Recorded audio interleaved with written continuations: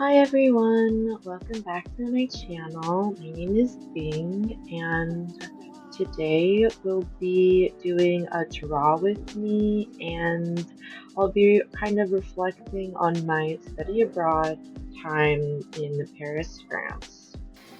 And I wanted to show a picture of my friend that I met studying abroad, who's also been on other videos, and we've also traveled and hung around together.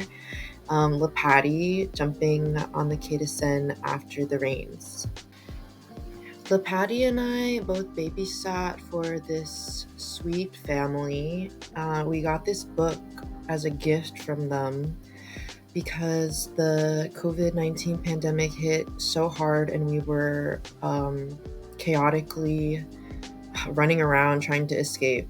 And it was really, really sad. The younger boy cried. Oh my gosh, it was so sad.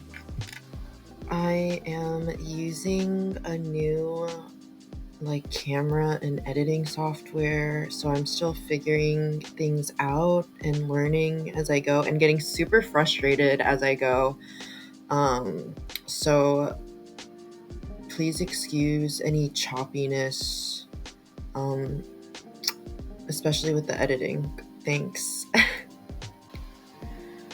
Okay, so yeah, after Tokyo, after being a little hermit and marinating in Tokyo for I think it was a month. There's always these times, and it's like the cycles of it all. There's periods of just nothing, and I think that's just how life is, and I think it's okay to rest and just do nothing. I think, there's a lot of times where there's also too much going on, and we will see.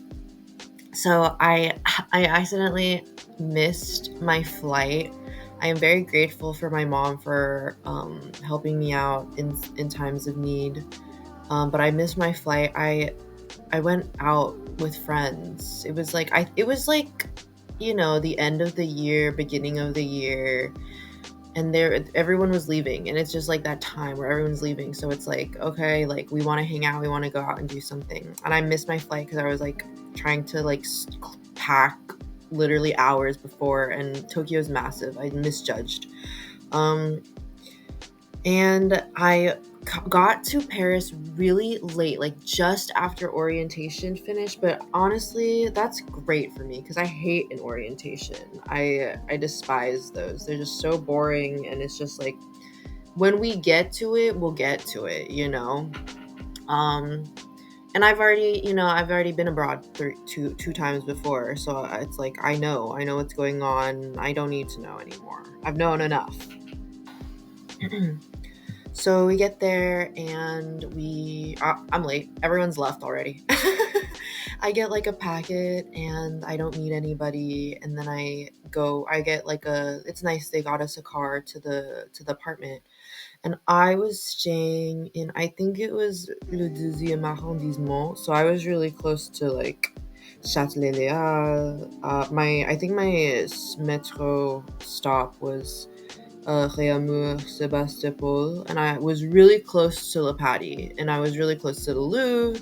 We were close to Le Premier arrondissement and the Marais, so it was a really great neighborhood. It wasn't too touristy, it wasn't too expensive, it was pretty commercial, pretty cultural. I remember Le Patty would be like, oh, I just go to the beautiful churches and sit in on the services, and it's what an experience, I love that for Le Patty. And I would just walk around and there's all these cute little back streets. If you've been to China, it's kind of like the hutongs, these just old streets that are narrow and they're off the main road. It just gives culture. And Paris is such a beautiful and rich city, so rich with history, so rich with culture. So it was really nice to live in that area. It was winter, so it was cold. I frequently thrifted when I was out because it's when you're traveling like that, and I think I've talked about this when I was talking about hostel hopping and backpacking and being a digital nomad, you cannot hold on to too much. You have to be willing to throw things away or give things away, and you can't be accumulating too much. You just can't carry that much on a plane, and you don't want to be carrying too much. So yeah, just got like a big, grandpa coat that had like some receipts in it, and I remember it was really comfy, and it was fine. And I'll never forget the sight of like walking down a you know dimly lit back alley, and it's raining, like it's seriously raining. It's not just like a California light drizzle, it's like Paris rain. And Parisians are like outside smoking a cig and like yelling. Like it's so European. I love that. So my apartment, it's like a double, so it's like a 2B double. And the heaters were crazy. The heaters went so crazy. I mean, in Japan, in the dorms, the heaters went crazy too. I guess the AC went crazy in Beijing, but oh my gosh, the heaters like put me to sleep in Paris. And there's just like it's just like this old creaky place, and it's just like narrow stairs, narrow elevator. I think we were on like the 5th floor. I don't know, I was out a lot anyways, unfortunately. And this is so what happens. Like, you think when you're in it, you're like, this is awful. Like, this is the worst. Like, how could this be my life? Like, what did I do to deserve this? But like, it's so like part of the journey and the process, and everybody goes through this. Um, my roommates were the people I lived with were, I think, looking back, it's like some people are just very, very lost and they don't know who they are. And that's okay, but they take it out on everybody else.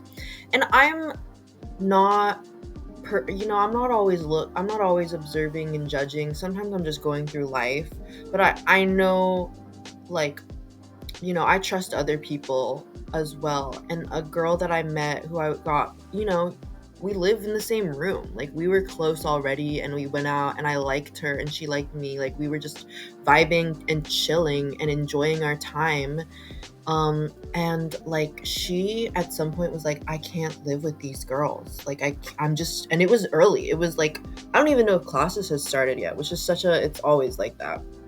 The drama begins before school begins.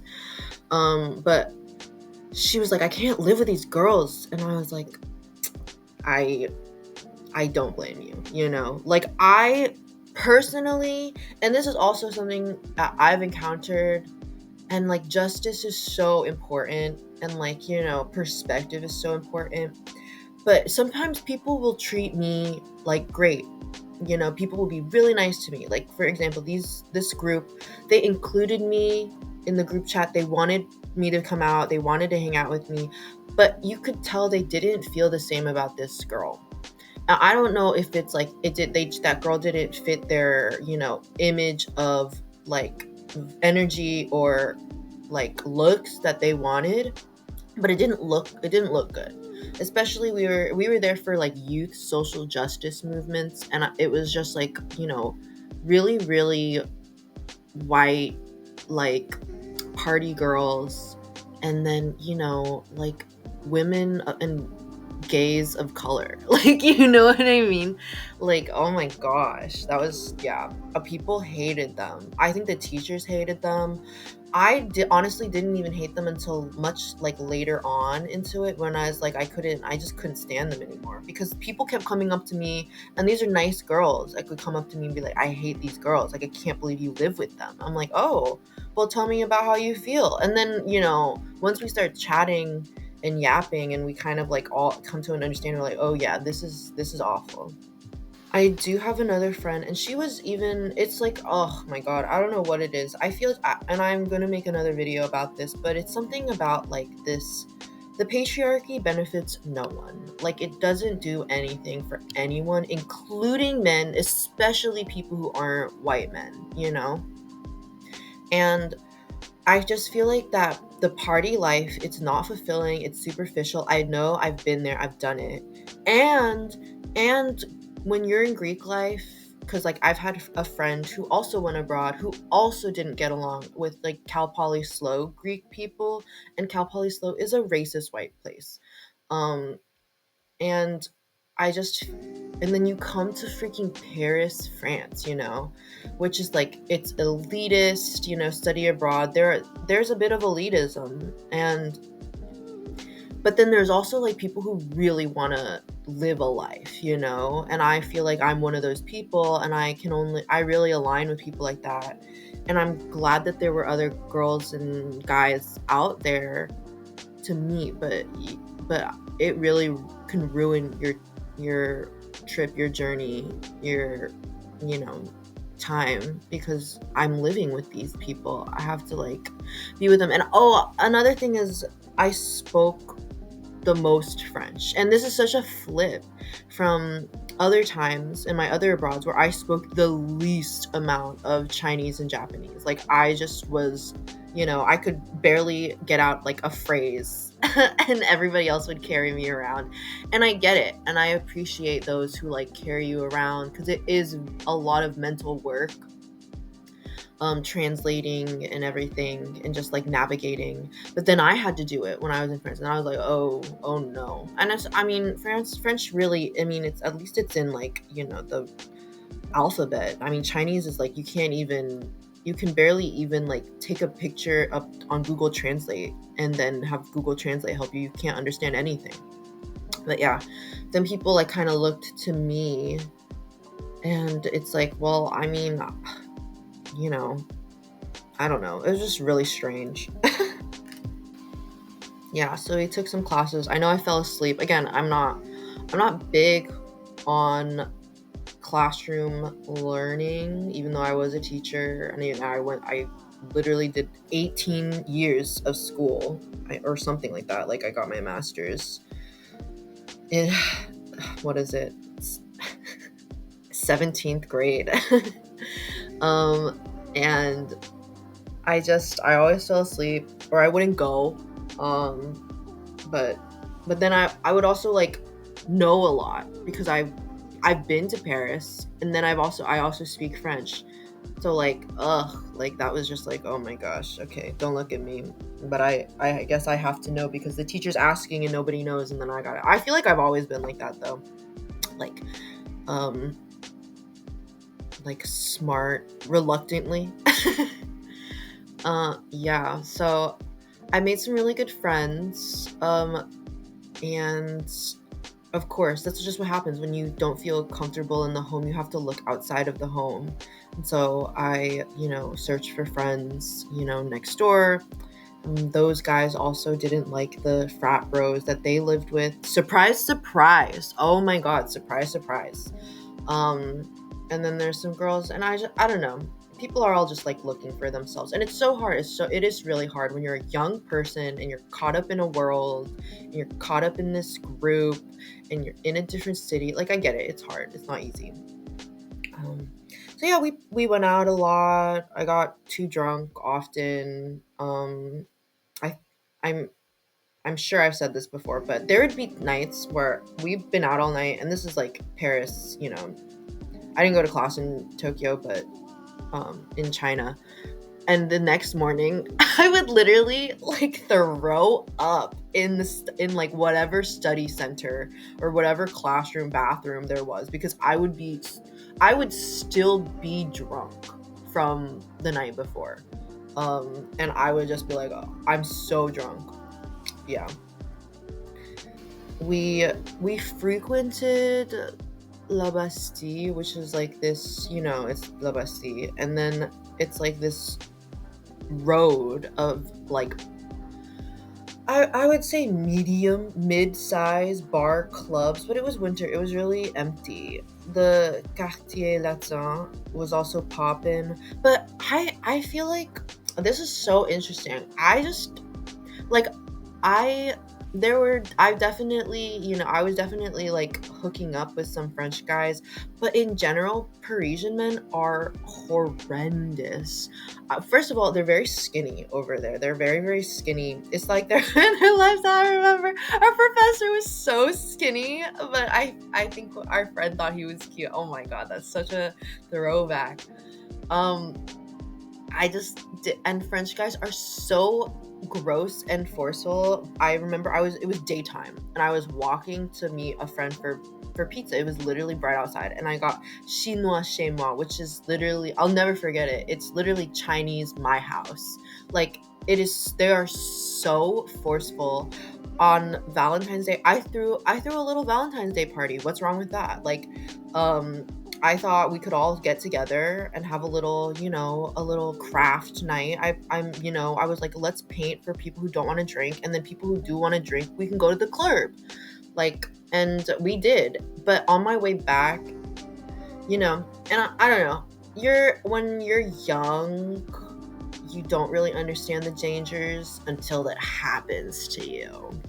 And so I'm like walking back, kind of still tipsy, and it's late and it's Valentine's Day, and then there's this group of men. It's like 3 o'clock in the morning, but the streets are bright. Like, I don't know. It was tough, and I got like surrounded by this group of men. And I'm gonna go do a video about this actually, like today. I think I'm gonna record.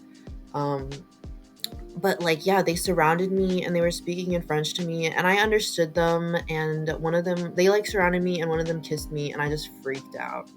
And I just like was not happy, and I like got really angry, and I couldn't fight them, but I was just like being crazy, so they would go away. But it is really not safe for women in France, and I think even like, or women in Paris, and I think even other people from other like parts of France know that Paris is not a safe place for lots of people and women.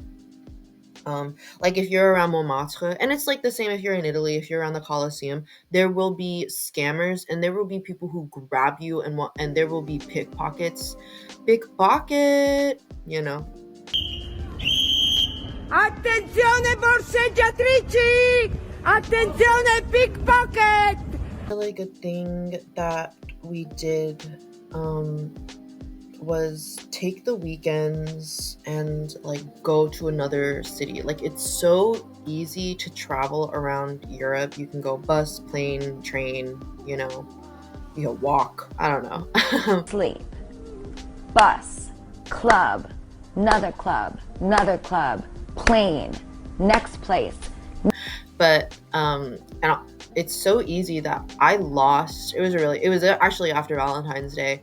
It was that party. I don't know, just everyone fell apart. But I was gonna go on a 3-country trip with a friend that I made there, and I was so, we were both so out of it. She had like lost her phone, and then that morning my phone had just like died. I think I took it in, like, it was in the shower. It was either in the shower or like too close to the shower, and all the like humidity just ended its life. So I had no phone, and I was alone in Prague. And I had to, literally use physical maps to get to where I was. And then I think I was either, I could look a certain way and be targeted, or I also was so discombobulated that I might have left. But I, did not have my passport at some point. So I had to go to the embassy and get an emergency passport. And I was still able to get from Belgium via train or bus. It was a bus. It was a Flixbus. They didn't check my passport on, crossing the border. And then I went to the embassy and they were like, you have this emergency passport now. Like, this is you. Like, you're good. And you can like move, throughout whatever. But when you go back to the United States, get your real passport. So yeah, it's just like really easy and it's nice. I feel like I've always felt like being in the EU would be a nice thing for me. I just don't know, I feel like Portugal sounds like a really nice, like, relaxing place. I just, I don't want to hustle bustle. Like, that's just not me. Some reflections. Yeah, I think looking back, it was so many years ago. But looking back, it really is like the company and where you put your energy. Because of my like living situation, I actually did like do the readings for the classes, and I spent a lot of time at the closest library was the Centre Pompidou, but also we went to lots of cafes, and it was really nice. Like, it is a very scholarly city. I had a friend at La Sorbonne, and I we made friends at like a nearby like arts school, and that was really cool. And like, if I had any advice for people looking to go to Paris or study in Paris, I would say like like really like don't even use your phone. Just walk during the daytime when it's safe, maybe with a friend. Just like get a coffee, get a latte, a warm latte, and a croissant, and just walk around, like explore, like meander. Like, it's such a beautiful city. I remember I had a friend, we met because I thought my my boyfriend at the time was cute. Oh my god, that's so funny. I always date these twink ass guys. Anyways, so yeah, he thought my twink ass boyfriend at the time was super cute and wanted to flirt with him. And yeah, so did a lot of the gays thought my twink ass ex-boyfriend was cute. Anyways, oh, he showed up in my dream last night. Crazy. Evil. And I feel like he literally just walked the whole city. He said it took him an hour, I think. I mean, if you have the ability to walk the city. I walked Singapore. I didn't walk all of Paris, but I walked a lot of Paris. There's always protests, there's always le grève, there's always manifestation. There's always like crazy protests. The Gilets jaunes, or like whatever government stuff is going on, will always like shut down the metro, so you're gonna have to walk anyways. Yeah, and like visit, Europe in a fun way. Don't just like go to the tourist sites. Go to like, the weird, like, I love Atlas Obscura, I think that's what it's called. Go to the weird places, because tourist traps are that. It's gonna be a McDonald's next to a Louis Vuitton store, like, you want to get some culture. You want to see a beautiful building or a super, super like niche art style that's, very relevant to the space that you've arrived in. And I think Europe it's so navigable, and people are very friendly, but also they mind their business. And yeah, I think that's all I have to say today. I hope y'all enjoyed this little series about my time abroad. And if you have any suggestions for other things you want to see, or you want me to talk about, feel free to comment. Please like and subscribe. And thank you for watching. Have a great day.